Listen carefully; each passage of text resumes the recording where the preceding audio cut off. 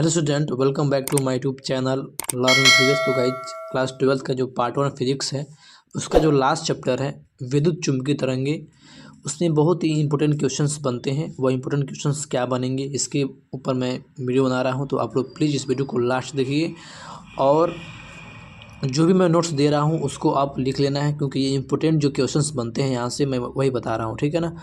तो चलिए पहला जो है क्वेश्चन पूछता है, जैसे कि मैं आंसर जो है मैं दिखा देता हूँ। आंसर में जो आपका प्रीवियस पेपर है जो है 22, 23 और 21 का, उसमें पूछा गया है कि विद्युत चुम्बकीय तरंगे क्या होती है और इनके लक्षण क्या है या इसकी विशेषताएँ क्या हैं। तो आपको नोट्स में क्या लिखना है इसके बारे में बता रहा हूँ।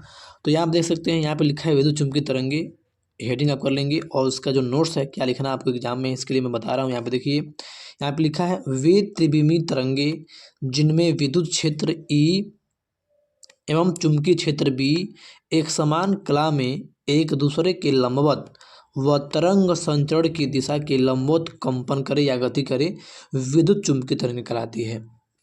जैसे आप समझ नहीं होंगे इसका मीनिंग क्या है। कहने का मतलब ये है कि कोई ऐसा तरंग जिसमें विद्युत क्षेत्र जो होगा और चुंबकीय क्षेत्र जो होगा वह एक समान कला में कंपन करेगा, लेकिन वह परपेंडिकुलर होगा, एक दूसरे के लंबवत होगा। और वह भी तरंग जो चल रहा है उसके भी लंबवत होना चाहिए। मान लीजिए तरंग चल रहा है ऐसे, तो उसके भी क्या होना चाहिए, लंबवत होना चाहिए। मान लीजिए अगर तरंग ऐसे चल रहा है तो इसका जो चुंबकीय क्षेत्र जो होगा E ऐसे होगा और इसका जो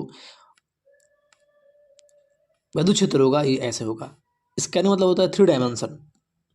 जो 3 डायमेंशन होता है वो क्या होते हैं, एक दूसरे क्या होते हैं, लंबवत होते हैं। वैसे ही विद्युत चुम्बकीय तरंगे जो होते हैं, यह तरंग जो चलता है उसके लंबवत जो होता है चुंबकीय क्षेत्र होता है, साथ ही साथ विद्युत क्षेत्र जो है चुंबकीय क्षेत्र के लंबवत होता है ना। तो आपको लिखना यही है, बहुत ही आसान भाषा में आपको लिखना है भी बहुत आसान है। देखिए क्या लिखना है, एक बार और सुन लीजिए। वे त्रिविमीय तरंगे, क्योंकि 3 वाले हैं ना, 3 इसमें अव्यय है इसलिए इसको त्रिविमीय बोल रहे हैं।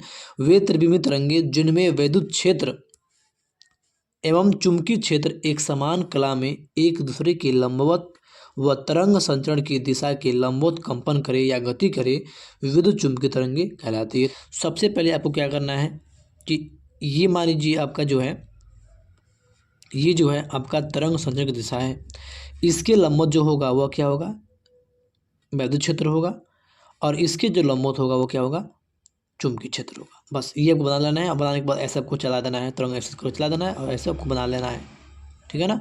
तो ये बहुत ही आसान है, बहुत ही आसान है। इसमें क्या होगा, चुंबकीय क्षेत्र और विद्युत क्षेत्र एक दूसरे के लंबवत होंगे और साथ ही साथ जो तरंग चल रही होगी उसके भी लंबवत होंगे, तभी कहेंगे कि यह जो तरंग होगी वह विद्युत चुम्बकीय तरंगी होगी, ठीक है ना। अब इसके जो गुण होते हैं जिसके हम विशेषताएं भी कहते हैं वह क्या है, आपको एग्जाम में लिखना है। कभी कभी ये भी पूछ लेता है कि विद्युत चुम्बकीय तरंगे क्या है, इनके 4 अभिलक्षण लिखिए या 4 विशेषताएं लिखिए। तो आपको क्या लिखना है इसके ऊपर आइए बात कर लेते हैं। तो स्टूडेंट यहाँ पर देख सकते हैं इसका जो हेडिंग है विद्युत चुम्बकीय तरंगों के अभिलक्षण, तो या कह सकते हैं विशेषताएं। ये अभिलक्षण या विशेषताएं या गुण एक ही होते हैं। तो आपको क्या लिखना है, देखिए इसमें आपको लिखना है विद्युत चुम्बकीय तरंगे त्वरित आवेश द्वारा उत्पन्न की जाती है, ठीक है ना। जो ये तरंगे हैं ये त्वरित आवेश जो होता है, आवेश को गति करा के इसका उत्पन्न किया जाता है इसको। साथ ही साथ ये देखिए इसको, इसमें क्या लिखा, सेकेंड, इन तरंगों के संचरण के लिए किसी माध्यम की आवश्यकता नहीं होती। मेन आपका यही उद्देश्य है कि ये जो तरंगे होती हैं इनको चलने के लिए कोई भी माध्यम की आवश्यकता नहीं होती है, ठीक है ना। कोई भी माध्यम, ना पानी ना जल ना वायु, कुछ भी इसकी चलने के लिए कोई भी माध्यम की आवश्यकता नहीं होती है। मेन आपको ये याद रखना है, किसके लिए आवश्यकता नहीं होती है, तो विद्युत चुम्बकीय तरंगों के चलने के लिए या संचरण करने के लिए। थर्ड नंबर जो है, यह तरंगे निर्वात अथवा मुक्त स्थान में 1/√में μ0 वेग से चलती है, या कह सकते हैं यही जो होता है, ये जो वैल्यू लिखाया गया होगा यह प्रकाश की चाल के बराबर होता है। तो इसका मतलब ये हुआ कि विद्युत चुम्बकीय तरंगे जो होती हैं प्रकाश की चाल से ही चलती हैं, ठीक है ना। ये आपको दूसरा लिखना है। चौथा जो है आप लिख सकते हैं, चौथा जो है ये है विद्युत तथा चुम्बकीय क्षेत्र की परिवर्तन की दिशाएं जो होती हैं लंबवत होती हैं, जैसे कि आपको दिखाया गया होता, तथा जो तरंग होती हैं उनके चलने की दिशा के भी लंबवत होती हैं। जैसे कि आपको ये डेफिनेशन ही है किसका है, विद्युत चुम्बकीय तरंगों का ये डेफिनेशन है, उसके अनुसार ही हो जाएगा, ठीक है ना। अगला जो है यहाँ पर लिख सकते हैं कि निर्वात में किसी बिंदु निर्वात में यहाँ से लेना है, बाकी छोड़ देना है आपको।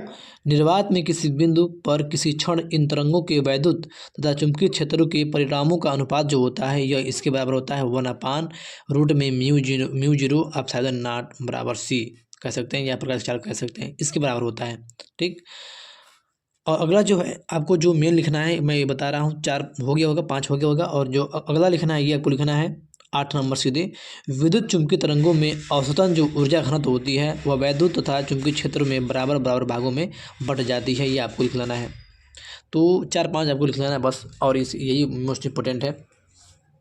तो इस चैप्टर का जो मोस्ट इंपोर्टेंट था वो है विद्युत चुम्बकीय तरंग क्या होती है और इसके लक्षण क्या है, और साथ ही साथ एक इसमें आता है इंपॉर्टेंट क्वेश्चन विस्थापन धारा क्या होती है, इसके ऊपर मैं वीडियो बनाऊंगा।